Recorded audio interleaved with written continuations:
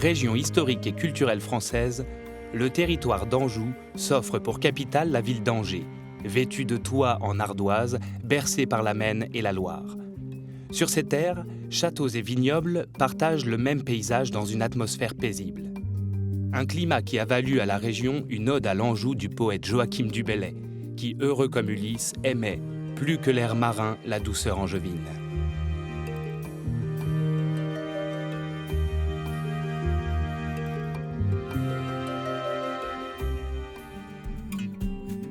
Au fil du temps, ce climat océanique et délicat a été adopté par les producteurs de la région. Jason Abbott cultive le quinoa, une graine au goût subtil, originaire des hauts plateaux des Andes en Amérique latine. C'est un choix qu'il a fait avec sa femme Maude, après avoir appris l'intolérance au gluten de leur fille.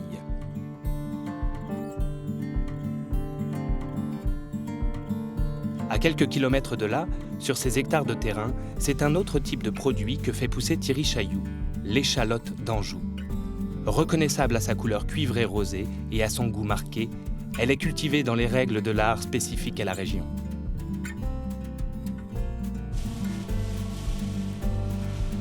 Comme chaque année, c'est le moment crucial de la moisson pour les producteurs de quinoa. Jason est l'instigateur de cette culture en Anjou, qui représente aujourd'hui un tiers de la production française. Il a aidé la plupart des agriculteurs à s'installer ici et suit désormais leur évolution. Aujourd'hui, il se rend sur les parcelles de Yasmi Marchand. Le quinoa est cultivé déjà en France depuis des siècles. Et ça, c'est limité plutôt à des jardins botaniques ou chez des chercheurs, etc. Là, le quinoa d'Anjou, c'est la première vraie filière commerciale. Ça, ses origines remontent à 2006, où nous, la famille Abbott, a commencé à manger beaucoup de quinoa. Et on a trouvé ça génial comme produit. Et on s'est dit, ça, un jour, ce serait comme le riz. Du coup, une opportunité pour les agriculteurs de notre région. Mais les agriculteurs doivent faire face aux exigences climatiques de cette culture. Si la météo est souvent source d'inquiétude, elle semble avoir été clémente avec le quinoa de Yasmi cette année. C'est humide un peu encore. Il a pas plu. Là, c'est vraiment bien, donc c'est parfait. Ce matin, on était un peu inquiet avec quelques gouttes de pluie. Mais là, c'est bien, il y a un peu de vent, du soleil, c'est parfait. Jason, il a dit que l'humidité, c'était bon, alors c'est parti. Les premières années, on était une vingtaine d'agriculteurs seulement. Et puis après, c'était en 2013, l'année internationale du quinoa, où vraiment l'intérêt du marché, la demande s'est réveillée de manière importante. Ça nous a permis de grandir relativement vite parce que nos clients ont demandé plus de quinoa. On était en mesure de répondre. On a incorporé beaucoup plus d'agriculteurs. Donc maintenant, on est environ 300 dans la filière d'Anjou. Après avoir été précoupé et séché au soleil en ondin, le quinoa est récupéré par une moissonneuse. La machine provoque des frottements et un souffle afin d'isoler les bonnes graines, de couleur blanche et de taille moyenne. Ça reste du quinoa. Le goût n'est pas très fort, mais justement, c'est subtil. C'est un petit peu noisette, amande, noix. Notre objectif principal, c'est la qualité dans l'assiette, que ce soit très bon à manger. Thierry, lui, ne peut pas compter sur les machines pour ramasser ses échalotes. Tout est fait à la main avec l'aide de ses employés. Ce matin, ils sont tous réunis pour l'arrachage sur les hectares d'exploitation familiale que Thierry partage avec son père, son frère, sa sœur et sa belle-sœur. Tu sais combien on met de temps à l'hectare? Combien on met de temps à l'hectare pour arracher? 150 heures. Alors l'histoire de l'échalote en Anjou, c'est ancien, puisqu'on a des traces écrites comme quoi elle était présente déjà au XVIIe siècle. Bon, plus récemment, elle est arrivée dans les années 60 en Anjou et il y a eu un essor réel dans les années 1970. Depuis, c'est traditionnel. Moi-même, je suis né dedans. Il faut savoir que l'échalote d'Anjou, c'est aussi une passion, parce que c'est beaucoup de main-d'œuvre, d'énergie dépensée. Mais quand on a un bon produit à la fin, ça motive un peu. Au mois de février, Thierry plante manuellement 160 à 200 000 bulbes mères par hectare. Ils vont s'enraciner, grossir et se multiplier. La particularité de l'échalote traditionnelle est qu'elle se multiplie en donnant des bulbes fils par 5 ou 6. Ce phénomène, appelé multiplication végétative, la différencie de l'oignon qui, lui, doit être semé. Je ne sais pas si tu vois bien, là, mais il y a différents cercles et ça, c'est typique d'une échalote traditionnelle. Chaque fois qu'on a un cercle, c'est un bulbe fils qui va venir, quoi. Un oignon, ça fait des grands cercles tout le tour, là, et ça se resserre. Alors que ça, ces points végétatifs, là, c'est ce qui va nous donner les bulbes fils. Au mois de juillet, Thierry peut récolter ses échalotes. Après avoir été arrachées, elles sèchent naturellement à même le sol durant 10 jours à 3 semaines. Protégées par leur feuillage, elles sont alors à l'abri du soleil. Il faut un climat parfait. La douceur angevine, c'est déjà des températures qui sont tempérées, pas de températures trop élevées, ça c'est mauvais. Et puis des pluies régulières et une hygrométrie qui permet un bon développement. Il y a aussi le sol qui est bien drainé, qui a un peu d'argile. On ne pourrait pas faire ça dans le sud de la France. Les températures trop élevées ou les pluies trop importantes feraient que le développement serait bloqué de bonne heure, quoi. Cette première récolte n'est pas intégralement destinée à la consommation, mais sera triée et calibrée. Certains bulbes seront replantés et récoltés l'année suivante. Pour les goûter, Thierry n'attend pas. Il teste directement son produit sur le terrain. Contrairement à l'oignon, c'est un goût en bouche qui est assez long, qui dure et qui développe des intensités assez longues. Voilà, on peut goûter. Alors, on ne va pas en manger de trop parce que c'est assez... Ouais, c'est intéressant. C'est très intéressant en cuisine. Ça a une bonne intensité. Voilà. Ça, c'est des beaux produits. De leur côté, Jason et Yasmi font le point. La moisson est terminée, le quinoa va poursuivre son chemin vers une nouvelle étape. Le champ est moissonné, le quinoa est récolté, il est posé maintenant dans cette caisson. Le caisson va partir pour le silo de Brissac où il sera nettoyé, c'est-à-dire séparer les bonnes quinoas des mauvaises herbes. Alors maintenant, ça va partir. Le quinoa arrive au silo de Brissac où il va subir un enchaînement d'étapes permettant à la graine de correspondre au cahier des charges établi. Les règles sont strictes. Le quinoa doit être nettoyé, trié et séché s'il dépasse le taux d'humidité autorisé pour le rendre consommable. Même les silos sont soumis à des normes. Le silo de Brissac est dédié au quinoa, 100% quinoa. C'est-à-dire qu'on ne peut pas passer de graines ou de céréales à base de gluten. Puisqu'aujourd'hui, la consommation sans gluten prend de l'ampleur. Et donc le quinoa d'Anjou a une spécificité aussi du sans gluten, quoi. Une valeur ajoutée pour le quinoa. L'objectif pour la filière végétale est d'obtenir un produit de qualité et de faire évoluer le marché français en rassurant le consommateur. Je pense que le quinoa est une graine d'avenir, on le ressent dans les volontés, dans la consommation. On sent aujourd'hui un engouement pour tout ce qui est graines, dit graines santé ou aliments santé, c'est-à-dire des aliments riches en fibres, riches en protéines. On ressent aussi une inquiétude concernant la traçabilité, la qualité et notamment l'absence de produits phytosanitaires sur les produits directement à consommer.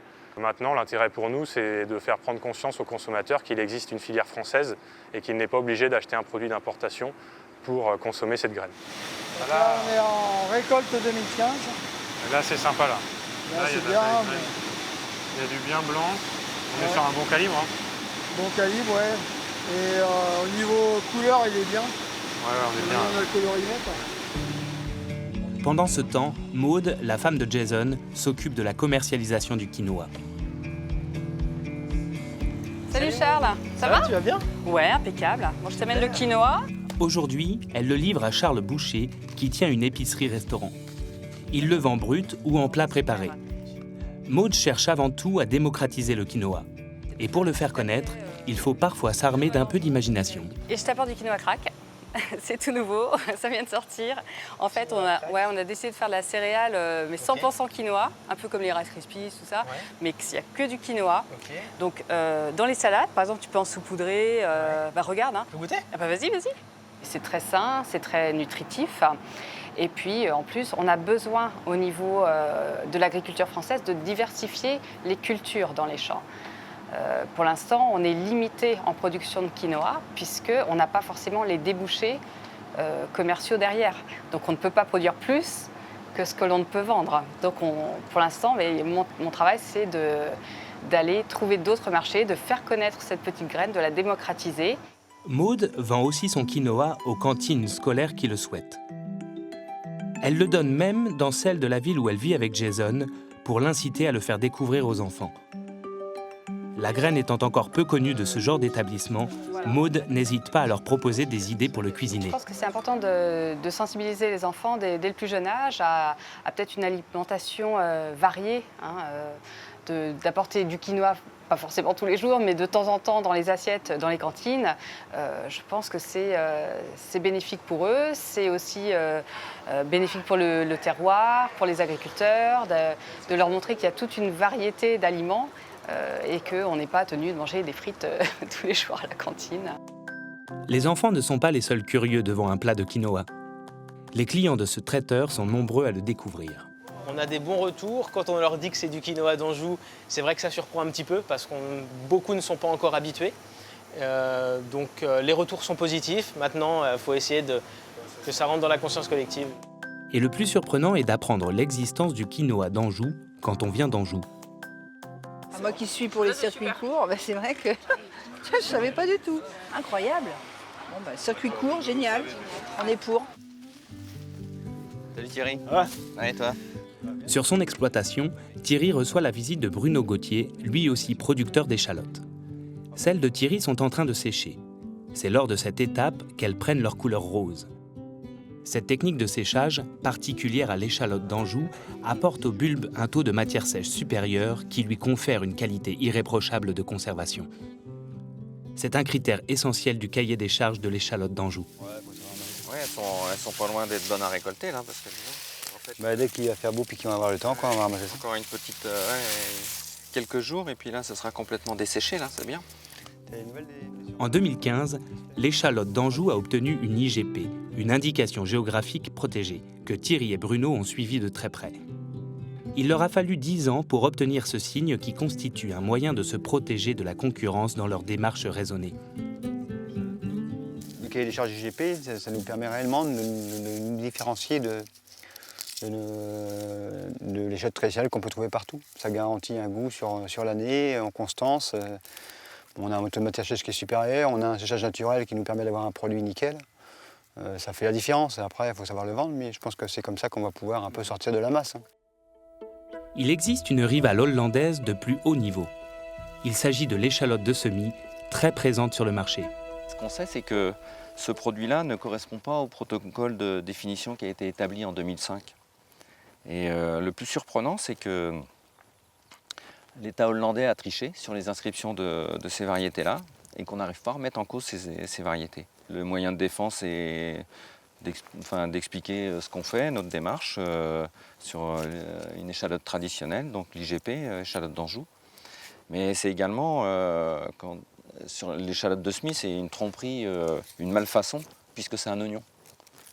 Un consommateur qui va dans une grande surface ou n'importe où, comment tu veux qu'il voie la différence entre l'échalote traditionnelle? Alors nous on voit parce qu'il y a le plateau racinaire là, qui est bien marqué, mais quelqu'un qui ne connaît pas, il peut confondre, quoi. Il va le voir quand il l'a dans l'assiette, il va pas voir le... Il va se faire avoir, c'est tout. Pour l'agriculture locale, il est donc important de défendre les produits du terroir. C'est ce que fait Claire Lahaye à sa façon. Bon alors, ce matin, on va préparer des produits d'Anjou, l'échalote et la framboise. Elle dirige l'atelier gourmand, où elle propose des cours de cuisine entièrement dédiés aux produits locaux. Les recettes sont simples et originales. Le produit phare du jour, c'est l'échalote, qu'elle propose d'associer avec des tomates confites pour l'entrée et des framboises pour le dessert. C'est vrai que l'échalote, on peut vraiment la travailler de 1000 façons différentes. On peut la retrouver du début sur l'apéritif jusqu'à la fin en dessert. C'est la base aussi de nos beurres blancs. On la met dans beaucoup des préparations locales. Et avec les poissons, avec les viandes, avec les légumes, dans des garnitures aromatiques pour le quinoa zotto, la version risotto avec du quinoa d'Anjou. Enfin, ça peut vraiment se marier avec beaucoup de produits. C'est vraiment l'idée de travailler l'échalote comme l'ingrédient principal. Et depuis le temps qu'on fait des cours focalisés sur les échalotes et les framboises avec fleurons d'Anjou, ça a obligé à sortir des sentiers battus. Après quelques bons conseils et l'élaboration des plats, il ne reste plus qu'à faire le dressage des assiettes pour enfin passer à la dégustation sous l'œil attentif de Claire. C'est bon ? C'est super. Vous régalez ? Et du coup, l'échalote d'Anjou, elle apporte quoi en termes de goût particulièrement? Alors, là, tu dois le constater, elle est bien équilibrée, elle n'est pas trop piquante, elle est vraiment très aromatique. Et le terroir angevin a été classé comme vraiment optimal pour la culture de l'échalote. Il y a vraiment le côté, je défends mon pays, mon pays, ma région, mon département, et voilà ce qui se passe autour de chez moi, parce que ça entraîne une vie économique, et puis quand on a des produits qui sont aussi chouettes et avec lesquels on peut faire plein de choses, il n'y a pas besoin d'aller chercher plus loin en fait. Les produits du terroir ne cesseront d'être surprenants, surtout si ce dernier est voué à l'évolution et au changement. Jason Abbott fait des essais dans sa ferme expérimentale afin de trouver la variété de quinoa future qui s'adaptera le mieux sur le territoire. En effet, chaque année, les graines sont confrontées à un grand nombre de paramètres comme la pluie, le soleil et le gel, modifiant considérablement la qualité du produit. Jason compte bien trouver une variété à la hauteur. En attendant, il en a déjà quelques-unes prometteuses sous la main. Il y a Riobamba, Duchesse, le jaune, Atlas, bien plus tardive, Pasto et Jessie, la plus précoce. Je me considère comme un sélectionneur d'équipes de foot.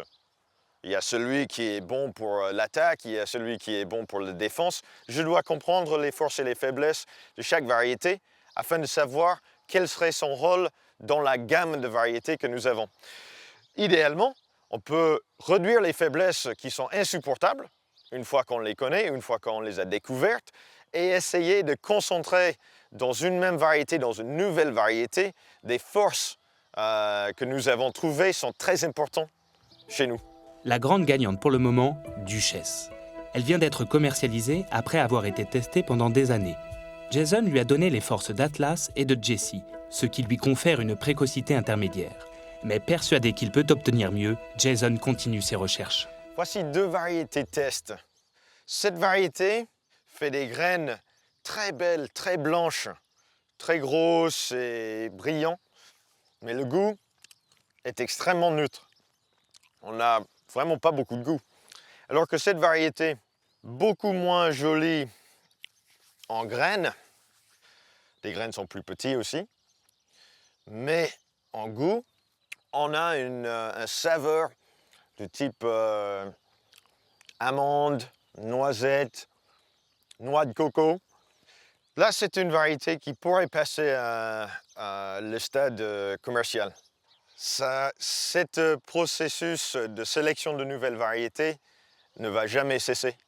Ça dure déjà des millénaires que ça se fait et on n'est pas encore arrivé à la variété parfaite. D'ailleurs, l'environnement change. Donc même si on trouve une variété parfaite pour aujourd'hui, pour demain, il ne serait pas parfait. Il faut garder une grande variabilité, une grande diversité de génétique dans chaque espèce afin de pouvoir chercher et tester des nouveautés à l'infini. En ce 3e dimanche du mois de juillet, la petite commune de Chemelier organise sa traditionnelle fête de l'échalote.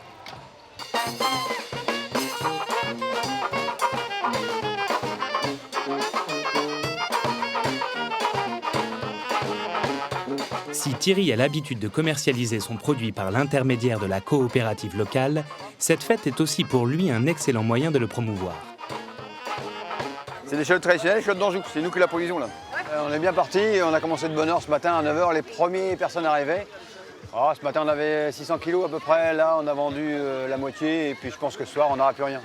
On a des gens qui viennent de partout. On a des gens qu'on a vus de Marseille, là, qui découvrent un peu le produit. Et, ça nous permet d'expliquer ce qu'on fait et ce produit d'exception qu'est l'échalote d'Anjou. Il est aussi possible de la déguster sur place. Tout est organisé pour que les visiteurs puissent apprécier une bavette accompagnée de sa sauce à l'échalote et au vin rouge qui ravive les papilles. Elle est très bonne, la sauce est très bonne, bien parfumée. Et ça, c'est de l'échalote d'Anjou. Nous sommes les confrères de l'échalote d'Anjou, de l'échalote d'Anjou. Cette manifestation folklorique se tient depuis 12 ans grâce aux efforts de la confrérie des Amis de l'Échalote. Un groupement qui n'hésite pas à accueillir d'autres défenseurs de ce joyau de la terre angevine. Barbus et moustachus avec fidélité, bienvenue dans notre confrérie au titre de Grand Moustachu de l'échalote d'Anjou.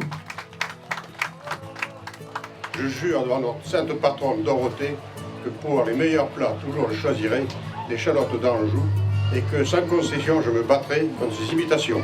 C'est quelque chose que l'on offre à nos invités spécialement et dans le but de les remercier parce que la plupart du temps, on essaye de faire en sorte que ce soit des gens qui, pour une raison ou pour une autre, ont apporté une petite contribution, parfois une très forte contribution, à l'échalote d'Anjou. Il y a les confrères de longue date. Thierry en fait partie. Après la vente de l'échalote sur son stand, il enfile fièrement son costume de fidèle qu'il porte depuis la création de la confrérie. L'avenir, c'est d'avoir un prix rémunérateur pour l'échalote d'Anjou. On fait un produit de qualité, on aimerait bien être rémunéré un peu plus cher et pour pouvoir développer un peu la production. Donc l'avenir, c'est d'avoir une reconnaissance par le consommateur qui accepterait de mettre un peu plus cher pour avoir une qualité supérieure. Là, c'est super, on a vous voyez, une journée champêtre, on va finir autour d'un verre de l'amitié, on va continuer à parler un petit peu dans la soirée. Avant de reprendre le travail demain, on va être regonflé pour aller travailler notre échalote, quoi. Un travail passionné et sans relâche qui vaudra peut-être un jour à Thierry de voir ses échalotes trôner sur les étals. Quant à Jason, il donnera à son quinoa le temps qu'il faut pour s'adapter au territoire, car le climat des terres d'Anjou mêle à la fois surprise et sérénité.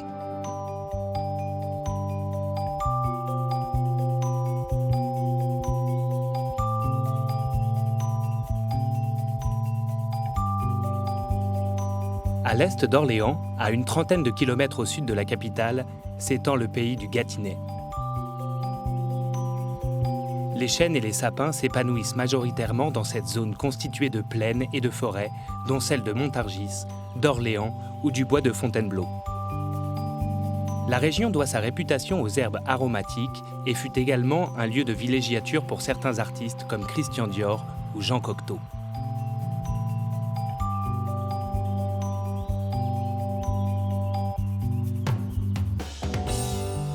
À cheval sur les départements du Loiret, de Seine-et-Marne et d'Essonne, ce territoire doit aussi sa renommée au fameux miel du Gâtinais, l'un des plus consommés à Paris. Thierry Sergent, apiculteur, y récolte son miel depuis plus de 20 ans. La menthe de Milly-la-Forêt est aussi l'une des herbes aromatiques cultivées sur ce territoire. Alain Bosque l'exploite avec le plus grand soin.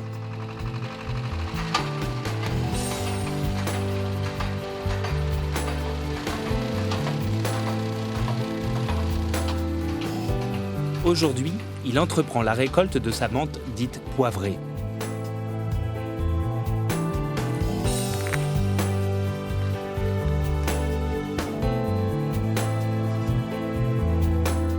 Des menthes, il y en a des centaines de variétés. Les menthes se spécialisent ou menthe douce ou menthe poivrée. Ou elles sont culinaires ou elles sont médicinales. Nous, on cultive de la menthe poivrée, la variété Mitcham de Milly-la-Forêt, puisqu'on est à Milly-la-Forêt, mais la variété Mitcham, il y en a en Hongrie, il y en a un peu partout, hein. Il y en a dans le monde entier. En comparaison avec les autres menthes, cette variété poivrée a des caractéristiques bien précises. Alors vous avez une tige qui est pas carrée, mais qui n'est pas ronde non plus, une tige qui est légèrement ovale, avec des feuilles, vous voyez, un petit peu bariolacées comme ça, là. Et il y a surtout, quand vous sentez une très forte, une odeur qui vous pique, c'est pour ça qu'on appelle ça de la menthe poivrée, une très forte odeur de menthol. La richesse du sol de Milly-la-Forêt lui donne ses fameuses propriétés et vertus particulières. À Milly, le sol est spécial aux plantes médicinales car on a d'un côté les marais de l'école et d'un autre côté les sables de Fontainebleau qui sont venus jusqu'à chez nous. On a un mélange de sable et de tourbe, ce qui fait que les plantes peuvent proliférer tranquillement dans le sol. Il faut savoir que les plantes se développent par les racines et non par les feuilles. Donc si la terre est plus souple, les plantes se développent plus facilement.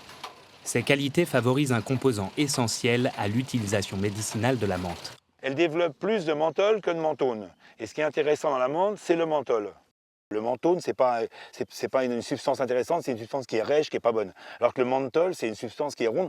Quand vous buvez une infusion de menthe ou un sirop à la menthe poivrée, vous avez une rondeur dans la bouche qui reste, qui vous fait du frais, et c'est ça qui est intéressant. Pour optimiser la qualité de son produit, Alain reste attentif à la croissance de sa plante. Normalement, elle met 8 semaines à pousser, mais elle peut mettre que 7 semaines, elle peut mettre que 9 semaines, ça dépend du temps, ça dépend de la chaleur, ça dépend de beaucoup de choses. Si par exemple on a des nuits très très fraîches, la menthe pousse moins.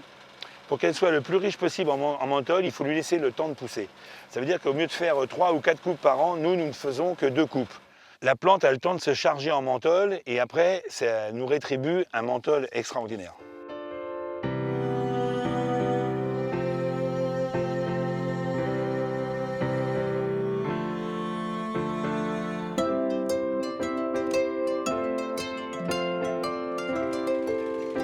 En plein cœur du parc naturel régional du Gâtinais, Thierry s'apprête à effectuer sa mielée, la récolte du miel. Un équipement le protégeant des piqûres d'abeilles lui est évidemment nécessaire. Voilà le chapeau. L'environnement de ce parc naturel est riche et diversifié et permet ainsi d'obtenir de nombreuses variétés de miel. La mielée, c'est le moment où une plante donnée va donner plein de nectar. Là, en ce moment, je suis en train de récolter la mielée de châtaignier. Mais au même endroit, il peut y avoir beaucoup de ronces, et donc il y aura un mélange ronce-châtaignier, et ça, je l'appellerai miel de forêt. Il ne sera pas majoritaire. Afin de procéder à la récolte du miel, Thierry doit récupérer à l'intérieur des ruches les hausses, ces cadres en bois alvéolés où les abeilles y déposent leur nectar. Thierry enfume les ouvrières. Ces dernières, pensant à un feu dans la ruche, prennent peur et sortent ainsi des cadres. Ça, ce cadre avec ce miel-là, qu'on voit bien, là, une belle couleur de miel ambré de châtaignier, ce sont les abeilles qui ont été le chercher là, dans la forêt. Hein. Belle forêt de châtaignier juste à proximité.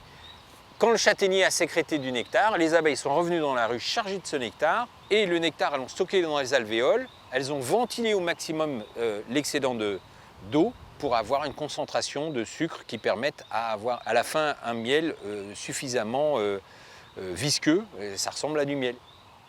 La région se prête vraiment bien à l'apiculture dans la mesure où on a vraiment un milieu végétal super. On a une bonne diversité de plantes qui donnent, comme là c'est de l'acacia, là il y a de la ronce, là-bas il y a des châtaigniers. Donc sur un même endroit, on peut laisser une ruche, faire du miel, l'aubépine, je dois en avoir, tiens, ça c'est de l'aubépine. Donc là, on fait miel de printemps, aubépine, suivi de miel d'acacia, suivi de miel de châtaignier et de ronce, sans bouger la ruche. Donc c'est beaucoup ça, parce qu'il n'y a pas besoin de transhumer. Alors là, je vais sortir les abeilles, je vais les souffler pour garder que le miel. Moi, je ne veux pas les abeilles, hein. Je veux juste le miel.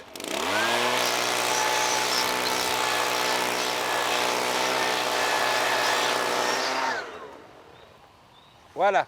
Alors, c'est assez énergique, mais elles vont toutes revenir dans la ruche, il n'y a pas de problème. Donc là, ça y est, j'ai extrait mes hausses. Je vais aller donc installer toutes ces hausses dans la pièce chaude pour sortir l'humidité qui serait en excédent.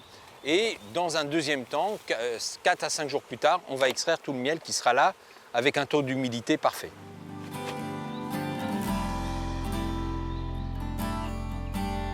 Du côté de Milly-la-Forêt, Alain, accompagné de son petit-fils, prépare sa menthe pour l'étape du séchage. Bon, ça va, mon Mathieu? La forme ce matin? Oui. Bon, bah, allez, viens.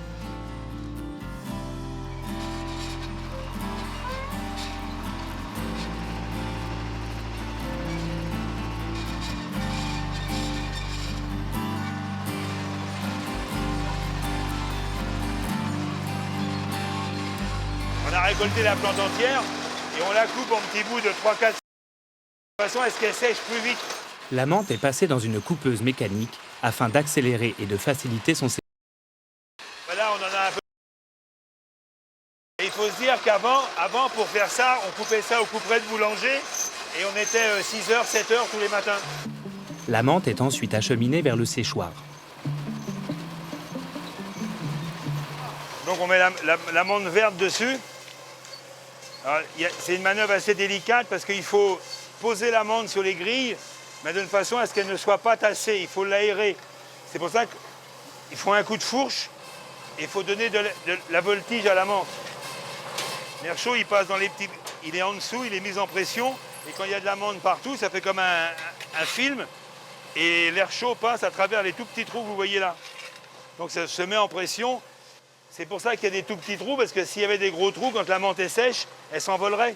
C'est un peu comme la vapeur qui passe dans une cocotte minute, quoi. Mais la méthode reste, elle, très importante à respecter. C'est de sécher à 10 degrés, à 50 degrés, à 10 degrés, à 50 degrés. La menthe est noircie. Alors que quand vous séchez à 50 degrés tout le temps, la menthe, vous avez vu, elle est verte, elle reste verte. Là, elle est verte parce qu'elle est fraîche, mais quand elle est sèche, elle reste verte. Et si on n'avait pas un bon séchage, eh ben, elle serait toute brune. Ainsi maintenue à température constante, la menthe sera ensuite récupérée dans de grandes balles. Une balle, c'est un gros sac, parce que comme la menthe est très volumineuse, les plantes sèches en général, c'est très volumineux, et de façon à ce qu'on ne soit pas obligé de presser pour ne pas briser la menthe. Vous le voyez bien, quand vous buvez de l'infusion, si vous achetez des infusions avec de la menthe brisée, ça sent presque pas la menthe. Si vous achetez des infusions avec des plantes entières, des feuilles de menthe entières, ben ça sent 2 fois plus la menthe.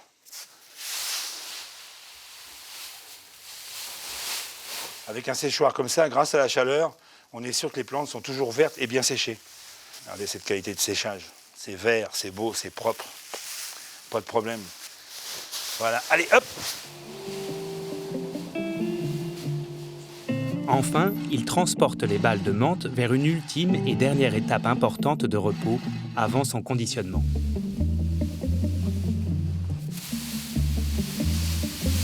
Là, la menthe, elle est à l'état de stock. Elle a été séchée et on l'a mis en tas de façon à ce qu'elle jette son feu. On ne peut pas conditionner une plante qui a accumulé de la chaleur.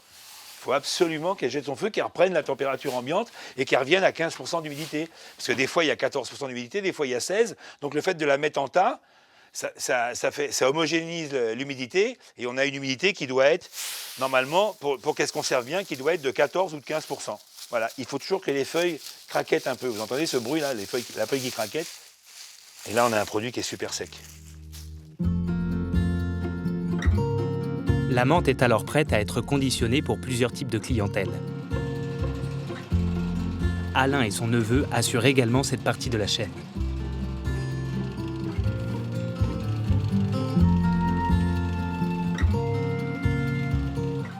La menthe, on la vend en boîte de 50 infusions, 50 grammes, aux particuliers, à des organismes comme La Ruche qui dit oui, ou des boutiques même d'herboristerie, ou des boutiques qui vendent des produits régionaux.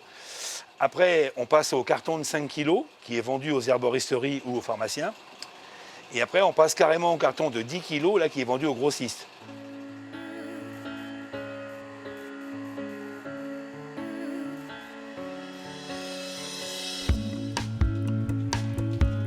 De retour à sa miellerie, Thierry doit lui aussi procéder à une étape de séchage avant de s'atteler à l'extraction de son miel.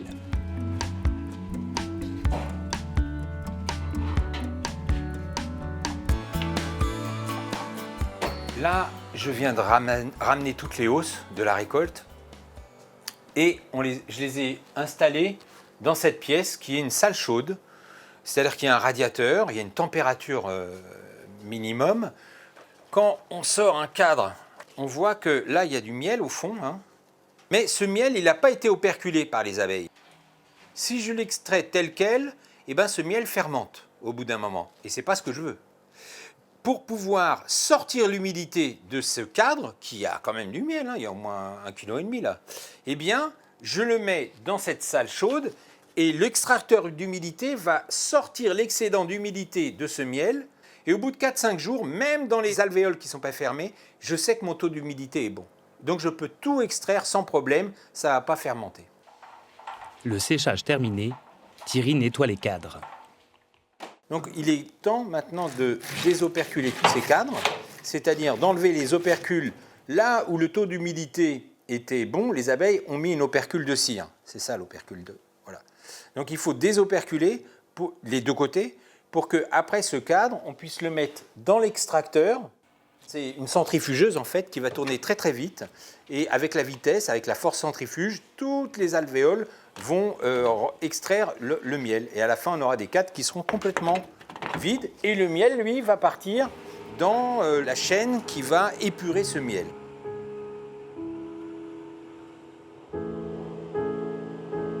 Donc là, il commence à cristalliser, on le voit bien. Donc la caractéristique de ce miel de châtaignier, c'est que au goût, c'est un goût un peu de caramel, mais surtout donc sucré, doux, chaud en bouche et avec un arrière-goût amer. Pour les gens qui n'aiment pas le goût trop sucré, ben ça c'est un miel parfait. Mais la tâche de Thierry ne s'arrête pas à la récolte et au conditionnement de son miel. Il est en effet l'un des seuls en Île-de-France à préparer et à commercialiser de la gelée royale. Dans la ruche, la production de gelée royale est assurée par une caste d'abeilles bien spécifique, les nourrices. Pour élever de nouvelles reines, les ouvrières construisent des alvéoles plus grandes que d'habitude afin que les reines puissent y pondre leurs œufs. Les nourrices alimentent ensuite ces larves uniquement de gelée royale pour donner de futures reines. Le travail de Thierry est d'imiter ce comportement naturel de la ruche. Les abeilles vont alors produire une grande quantité de gelée royale qui pourra être récoltée. On voit la larve qui baigne dans de l'eau avec légèrement un petit peu de gelée. C'est pour que ça reste humide le temps de tout le picking. Je vais mettre toutes ces barrettes sur des cadres comme ça, mais sur lesquels il y a un porte-barrette, on peut les insérer. Et après, on va procéder à la récolte, c'est-à-dire qu'on va chercher les mêmes barrettes qu'on a mis il y a 3 jours et on va mettre celle-là à la place. Voilà. On revient après au labo, on enlève les petites larves, on aspire la gelée royale et avec un petit aspirateur et après cette gelée dans un bocal et après c'est Camille qui va conditionner ça en petits pots. Le conditionnement assuré par sa femme Camille doit être délicat, tant cette gelée est précieuse. On ne fait jamais des tonnes de gelée royale. On produit quelques kilos, entre 5 et 20 kilos de gelée royale par an. Beaucoup de travail, beaucoup d'attention, beaucoup d'énergie pour avoir ces quelques kilos. On est peu à avoir ce savoir-faire. C'est un investissement qui n'est pas négligeable. Les abeilles sont spécifiques, les ruches ne sont pas identiques aux autres. Le travail est très minutieux et très régulier. Et c'est aussi un jeu de patience parce qu'on manipule de toutes petites larves, parce qu'on récolte de toutes petites quantités. C'est pas évident. Donc beaucoup de temps, énormément de temps pour produire la gelée royale. L'attention sera portée jusqu'au conditionnement de cette gelée rare. Connue depuis l'Antiquité pour ses nutriments essentiels, la gelée royale est réputée pour ses nombreux effets bénéfiques.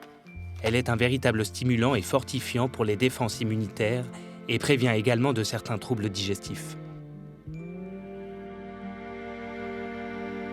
C'est à Milly-la-Forêt, à l'herboristerie de sa sœur, qu'Alain commercialise une partie de sa menthe aux particuliers.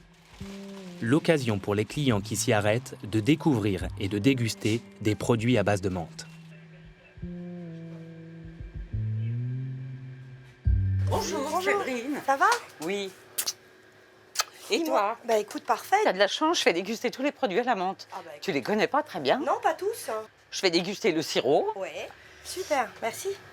Mon sirop n'a pas du tout le même goût qu'aucun autre sirop qu'on puisse trouver parce que moi je mets en avant essentiellement le menthol de cette menthe et il apparaît tout de suite en bouche. On peut dire qu'il est cru. Ah oui, c'est vraiment bien. Et puis bon, sucré mais juste comme il faut, donc du coup c'est Voilà. très désaltérant.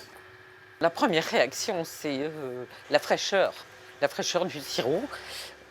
Et cette longueur en bouche, ensuite, qui persiste et qui est une des qualités majeures de ce sirop, justement. Et je te fais déguster la liqueur. Ouais. Liqueur de menthe, donc, qui se prend en digestif. à la fin d'un repas. Ouais. Et qu'on peut utiliser aussi en apéritif. Je vois bien ça aussi sur une petite glace. Aussi. Hein? Alors, les principales vertus de la menthe, bien sûr, ce ne sont que l'infusion.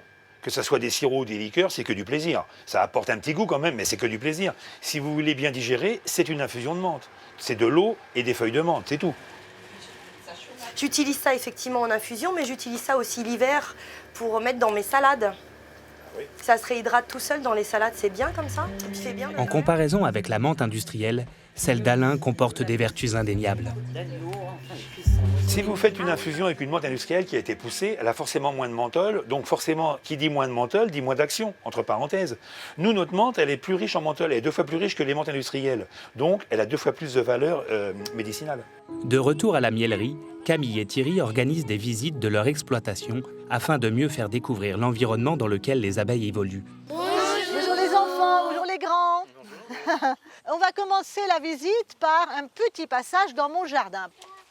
Camille leur présente tout d'abord les ressources disponibles en milieu naturel. On a choisi de mettre dans ce jardin des plantes qui vont attirer tel ou tel insecte afin de pouvoir les observer. Donc ça évolue tout au long des saisons. Mais le message porte aussi sur les préjugés et les appréhensions, notamment des enfants, face aux abeilles. Je fais attention aux abeilles. Je fais attention aux abeilles, mais vous aussi, j'espère. Vous voulez aller vous approcher d'un nid d'abeilles? Je ne vous ai pas dit que c'était très dangereux? Si. On a constaté la réaction des gens envers les insectes.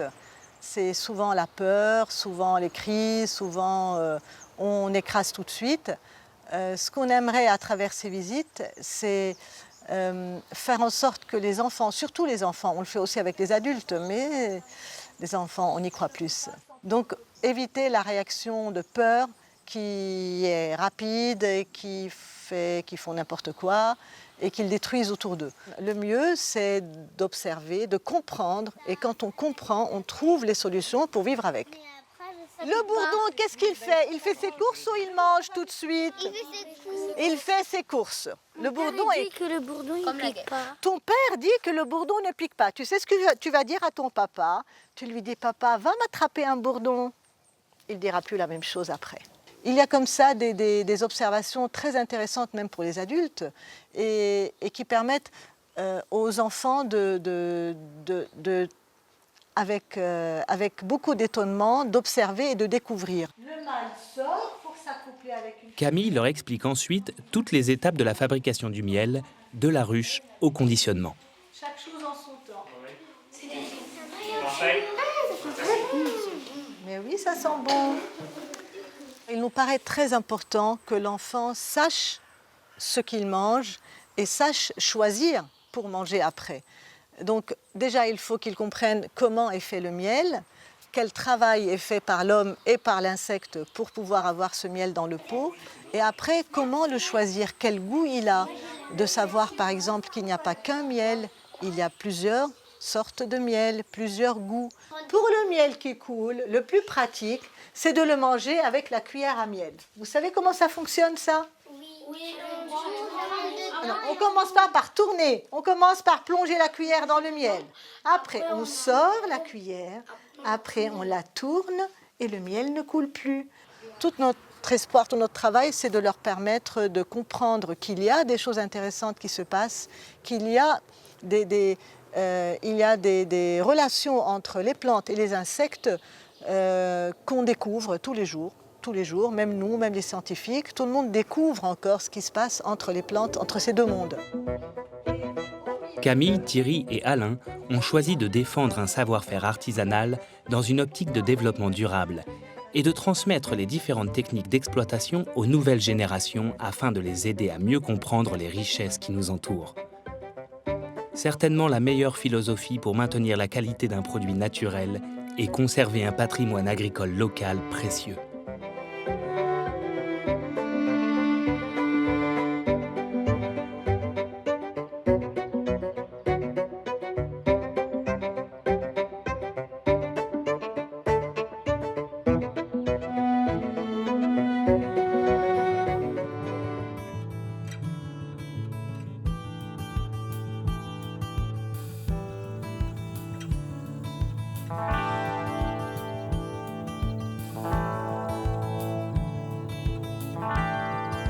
Puzzle contrasté de plateaux agricoles et de vastes forêts, l'Auxerrois est parsemé de bourgs et de bourgades.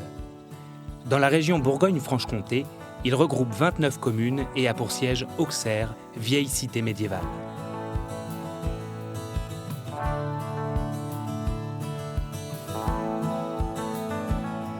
Enlacée par le cours méandreux de l'Yonne et du canal du Nivernais, cette communauté d'agglomération est entaillée de vallées dont les pentes les mieux exposées servent aux multiples vignobles faisant la renommée mondiale de la Bourgogne. À l'est de l'Auxerrois, le Chablisien, arrondi par les collines et étendu de part et d'autre de la vallée du Serein, est jonché de vignes fleurissantes sortant d'un sol minéral et calcaire. Sur l'une de ces pentes les mieux exposées au soleil, Vincent Dampt est producteur de Chablis. Ce vin blanc au goût minéral et salin est produit et élevé par ses soins. Il le décline sous toutes ses formes, du petit Chablis au Chablis Grand Cru. Sur un autre type de culture, Henri Jeannequin profite lui aussi d'un sol riche pour faire pousser le cornichon, une cucurbitacée proche du concombre à la texture croquante et au goût acidulé. Un savoir-faire qu'il est maintenant l'un des seuls à conserver en France. Surplombant le village de Chablis, à Milly, Vincent, en compagnie de son père, est aujourd'hui en train de labourer les sols de l'une de ses parcelles classées et exposées plein est. La qualité du sol est essentielle dans la conception des grands crus de Chablis. Il est ici constitué de calcaire, d'argile et est appelé chiméridgien, un vestige datant de l'ère du Jurassique. Il faut imaginer que Chablis, avant, il y a quelques millions d'années, c'était sous l'eau. On était sous la mer et, preuve en est, on retrouve des fossiles d'huîtres et on aime à imaginer que c'est ce côté sous la mer qui amène ce côté maintenant iodé, minéral. C'est des sols qui sont assez compliqués à travailler du fait de la présence de fossiles comme ici. Donc ça, c'est vraiment ce qu'on appelle le chiméridgien. De part et d'autre de la vallée du Serein, le Chablis est cultivé sur 5400 hectares et est issu d'un unique cépage, le chardonnay. Le nord de l'Auxerrois, plus froid que le sud, connaît depuis 2 ans de fortes gelées pendant l'hiver. Pour pallier ce problème qui n'était pas survenu depuis 2003, Vincent a dû allumer et disperser des bougies paraffines au milieu de ses vignes. Une seule nuit l'an dernier a suffi à détruire une grosse partie du vignoble. Et cette année, 10 nuits d'affilée avec des températures allant jusqu'à -5, -6. Période assez stressante qui peut, bien avant la récolte, nous faire perdre l'intégralité de notre travail de l'hiver. Donc cette année, à mi-chemin de la période de froid, tout notre stock de bougies paraffines était épuisé. Donc la seule solution qu'on a trouvée, voilà, il fallait chercher dans les antiquités des arrière-grands-parents. Donc on a retrouvé des vieilles chaufferettes à fioul des années 50. On peut remercier encore les grands-parents de ne pas avoir jeté tous leurs anciens outils. Ce patrimoine, qui lui a permis de survivre à l'hiver, provient de ses ancêtres qui exploitent depuis 4 générations ces 35 hectares de vignes. En 2002, Vincent décide de reprendre le domaine, où il exerce toujours avec toute sa famille. Ça fait partie de la richesse de la famille, je dirais, c'est la mémoire. Et les vignes que mon grand-père a travaillées, c'est vrai que quand on travaille maintenant dedans, on se dit, bah, lui déjà, voilà.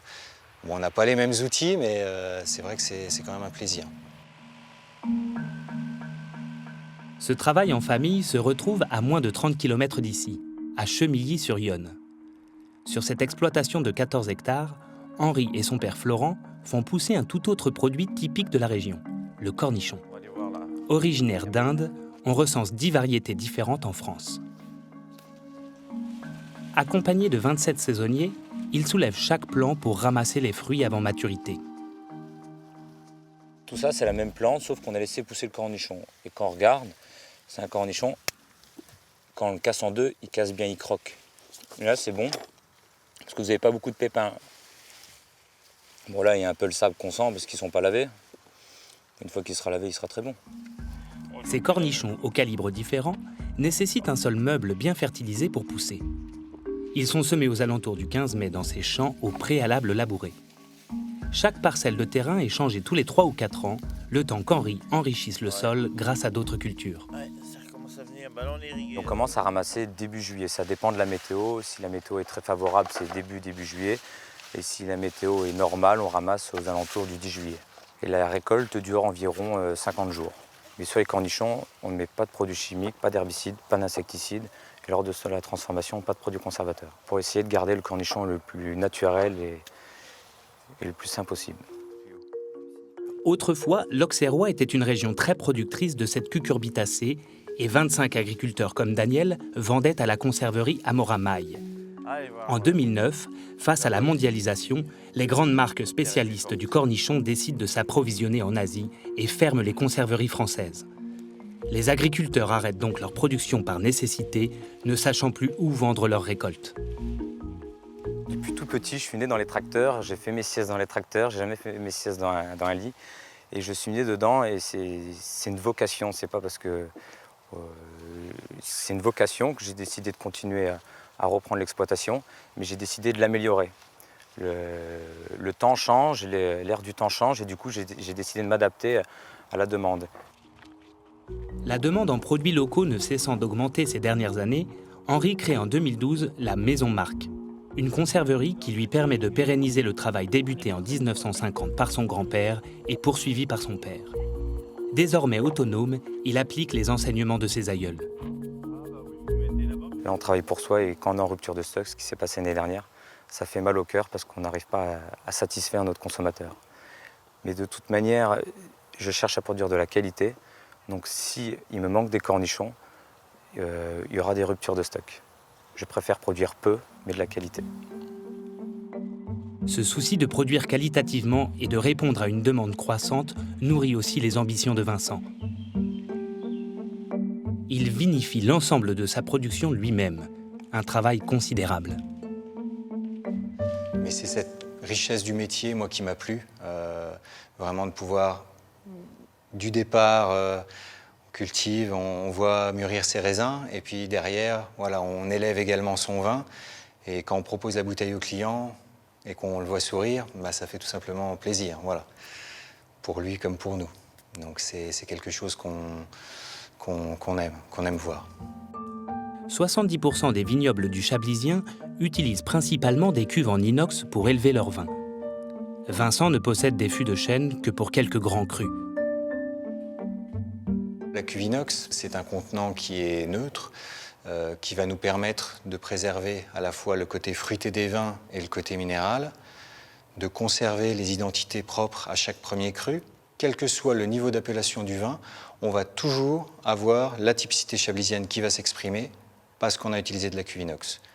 C'est vraiment nos vignes qui vont faire le vin et pas le contenant. Les vins de Chablis se distinguent par leur pureté, leur fraîcheur et leur minéralité. Chaque millésime se comporte différemment et nécessite un élevage adapté. Malgré la faible récolte de l'année dernière, le premier cru 2016 présente d'ores et déjà les arômes typiques d'un Chablis. Donc on est déjà sur vraiment toutes les caractéristiques du millésime 2016 à Chablis, c'est-à-dire un joli fruit, beaucoup d'équilibre, une bonne attaque avec une acidité bien dosée, du fait de la petite récolte 2016. Demi-récolte, voilà, les raisins étaient quand même à un beau stade de maturité et on a une belle concentration des vins. Et on a toujours beaucoup de minéralité sur ce premier cru. Donc qui dit minéralité dit, voilà, en général, ce premier cru-là, on va pouvoir le faire vieillir très longtemps. Chaque vigneron va avoir un style maison différent. Après, la difficulté, c'est d'arriver à le refaire chaque année. Chaque millésime est différent, donc pour arriver à conserver notre style, c'est parfois difficile. Avoir une qualité toujours constante lui permet de conserver sa clientèle. Il se rend aujourd'hui chez Arnaud Valour, un caviste sur Chablis, à qui il vend régulièrement ses vins. Salut Vincent, tu vas bien? Et toi? Très bien, merci. Je viens te faire découvrir le millésime 2015 du domaine. Super. Donc, voilà. Tu veux qu'on passe, on s'installe? Eh bah tiens, ouais. Allez. Il propose aujourd'hui aux cavistes sa gamme de vins qui contient toutes les appellations du Chablis. Le Petit Chablis, le Chablis Village, le Premier Cru et le Grand Cru. Il commence par goûter le Petit Chablis, un vin n'étant pas destiné à être conservé. Typique produit du chardonnay, le petit Chablis n'a de petit que le nom. Alors pour moi, en principe, sur un petit Chablis, on est un petit peu, si je devais caricaturer, sur un arôme. On va retrouver le côté agrume, par exemple, ou le côté un peu plus pomme, et puis c'est tout. Et ça va s'éteindre assez rapidement en bouche, alors que là, le millésime et le viticulteur font que ça explose dans tous les sens. C'est vraiment un très très très beau niveau, quoi. La palette aromatique est peut-être un petit peu plus restreinte que sur les autres niveaux d'appellation, mais ça reste, quand c'est bien fait, voilà, plaisir immédiat. Et comme tu le disais, on est déjà sur Chablis. Vient ensuite la dégustation des premiers et grands crus. Le classement des différentes appellations se fait par rapport au terroir, chacune des parcelles ayant des caractéristiques propres, tant au niveau du sol que de l'exposition au soleil. Des particularités que les viticulteurs rassemblent sous le nom de climat. Et donc là, on rentre dans le niveau le plus complexe, le plus intense, le plus dense de l'appellation. Rien qu'au nez, on se dit qu'il va y avoir de la longueur en bouche, quoi. Sur le Chablisien, en fait, il y a 40 climats différents qui sont regroupés sous 17 climats porte-étendard, on va dire. Et ces premiers crus vont avoir chacun leur identité. C'est vraiment ça l'important, le mot identité, puisque chaque premier cru va vraiment avoir ses spécificités. Chaque terroir, chaque parcelle, chaque climat a son identité, et chaque viticulteur va avoir son style en plus. Et c'est peut-être là qu'on commence à perdre un ou deux dégustateurs, leur faire comprendre que Côte de Léché ici ou Côte de Léché chez un autre viticulteur, ça sera potentiellement des vins qui sont très différents. Se combinant très bien avec des fruits de mer, des huîtres ou même de l'andouillette, la production annuelle de Chablis en France s'élève à des dizaines de millions de bouteilles.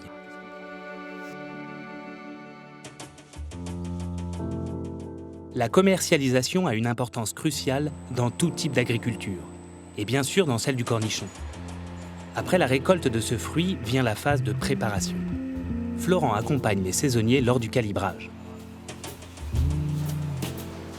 Alors tous les jours, voilà, tous les cornichons quand ils sont cueillis passent sur ce tapis pour qu'ils soient jolis, qu'ils soient bien sélectionnés. Ce genre de travail, ça nous prend de 4 à 5 heures par jour. Ouais, c'est long, surtout quand... bon là c'est des fins, on va un peu plus vite, mais quand on est sur l'extra fin, que des petits cornichons comme ça, il y a plus de gestes à faire, hein, et on passe plus de temps.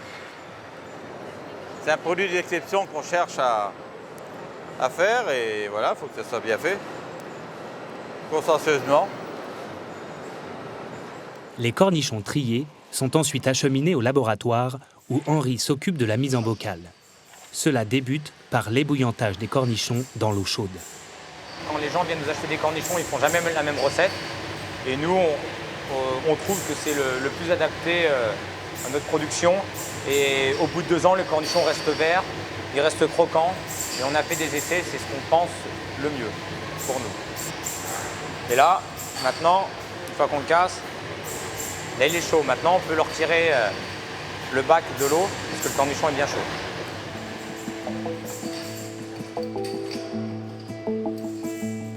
Les cornichons refroidis et les épices ajoutées, les bocaux sont remplis de vinaigre, un ingrédient indissociable du goût du produit. Et ensuite, dans 2 mois, nous pourrons effectuer l'étiquetage et vérifier, voir si un bocal qui n'a pas pris l'enlevé du lot, pour être sûr que dans les magasins, tous les bocaux soient bons à vendre. Henri propose différents types de cornichons, les classiques fins et extra fins, mais aussi l'aigre doux plus épicé et le mal au sol plus sucré. Ils ont été cueillis hier, triés hier, et il y en a même qu'on va conditionner aujourd'hui. Donc ça fait qu'ils n'ont même pas 24 heures les cornichons. Une fois ramassés, on les conditionne très rapidement dans le bocal, sans produits conservateurs. Comme ça, on garde un produit frais et croquant. On garde toute la saveur du cornichon. Se démarquer grâce à une production naturelle et artisanale permet à Henri de valoriser son produit lors de la commercialisation.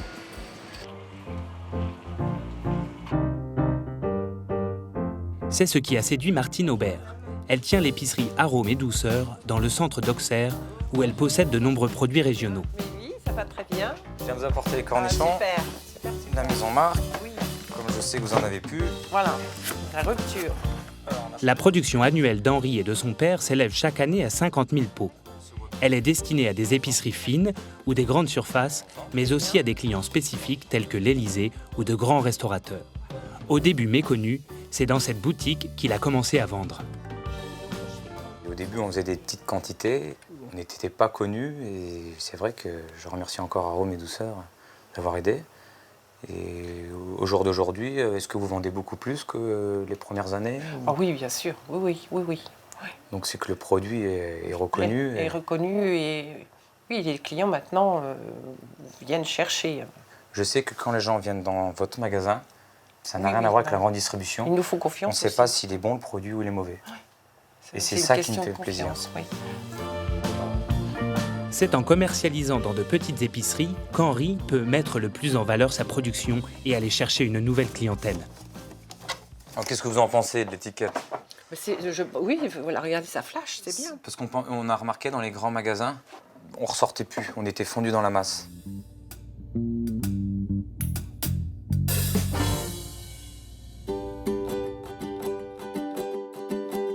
La mise en valeur du produit est aussi importante dans la commercialisation du vin. C'est sur son domaine que Vincent vend et pratique des dégustations de Chablis. Il reçoit aujourd'hui 2 spécialistes de la presse étrangère qui viennent chaque année goûter le nouveau millésime. Donc on va commencer par un petit Chablis 2016. Daniel. Ces 2 journalistes, anglais et américains, représentent un marché important pour Vincent et son père, puisqu'ils exportent 3/4 de leur production aux États-Unis, en Angleterre et au Japon. Cette cuvée-là, de toute façon, il doit rester à peu près 600 bouteilles sur les 35 hectos, et tout est parti aux États-Unis, à New York. Cette dégustation est une occasion pour Vincent de partager son amour du vin, mais aussi de sa région. La zone d'appellation en petit Chablis sur Milly, elle est très restreinte. On est sur Benne, donc au-dessus des Beaurois, dans cette zone-là. Cette production de vin aux saveurs ayant conquis l'international constitue le patrimoine que lui a transmis son père. Son grand-père entreposait déjà des bouteilles dans cette cave il y a plus de 40 ans. Daniel et Vincent viennent déguster l'une de ces bouteilles, un premier cru millésimé de 1979. Un héritage d'exception possédant une valeur sentimentale pour ces 2 amoureux des vignes. On essaye de garder chaque millésime petite quantité de bouteilles, ce qui nous permet par la suite de voir un peu leur évolution. Et c'est aussi pour avoir un petit peu reprendre de l'expérience sur comment se comporte un millésime chaleureux, qu'est-ce qu'on pourrait mettre en œuvre pour conserver de la fraîcheur sur nos vins. Donc c'est toujours intéressant de comparer avec ce qui a déjà été fait. C'est toujours un moment d'émotion d'ouvrir une vieille bouteille. Et en général, bon, on est rarement tombé sur de mauvaises. Au nez, on retrouve des notes de sous-bois, de champignons, mais on retrouve... 79, c'était une année quand même assez remarquable. C'était beaucoup de soleil. On n'a pas l'impression de goûter un vin qui a plus de 35 ans. On est vraiment sur de la fraîcheur. On a toujours cette minéralité caractéristique des vins de Chablis. En continuant d'améliorer la production tout en gardant l'empreinte laissée par le grand-père sur le domaine, père et fils s'inscrivent dans une volonté de faire perdurer ces vins de Chablis, trop peu connus sur leur longue conservation. Je pense que dès leur plus tendre enfance, ça a été toujours assez naturel pour eux de reprendre la succession du grand-père et du père. Mais il n'y a pas eu de changement fondamental ni dans le style des vins, ni dans la méthode de faire. On a le même style de vin, mais c'est les petites touches qui vont faire qu'on arrivera sur du très grand vin.